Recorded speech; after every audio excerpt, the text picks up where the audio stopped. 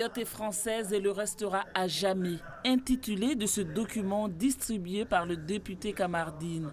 Inscrire en bleu sur une feuille blanche cette appartenance française, une manière de répondre à Moroni et en même temps rassurer une assemblée de plus en plus inquiète quant à la relation avec les Comores.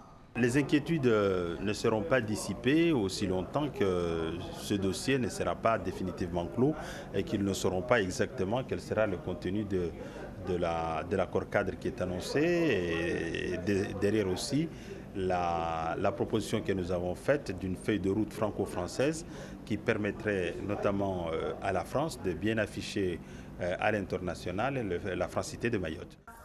Lucide Mansour Kamardine face à un public vigilant qui scrute dans les détails tout texte qui doit régir la relation entre Mayotte et les Comores. France, Mayotte, Comores, 200 ans d'histoire et pas d'avancée pour certains. Nous, on est encore sur des questions de visa, de circulation de population, on parle de démographie. Il y a beaucoup de choses. Mais on n'avance pas du tout. Ça fait 50 ans que les Mahorais ont mené un combat. On a l'impression qu'à chaque fois, quand on se lève le matin, on est au point zéro. Dans quelques jours, un document cadre devrait être signé par le Quai d'Orsay et le ministère comorien des Affaires étrangères.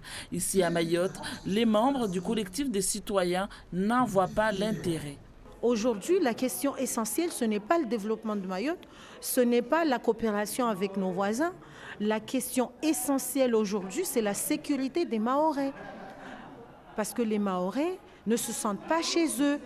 C'est ça la question essentielle. La rencontre organisée par Mansour Kamardine a plu au public présent qui sollicite également la tenue d'un congrès de Mayotte comme aux temps anciens pour en finir avec les tâtonnements diplomatiques.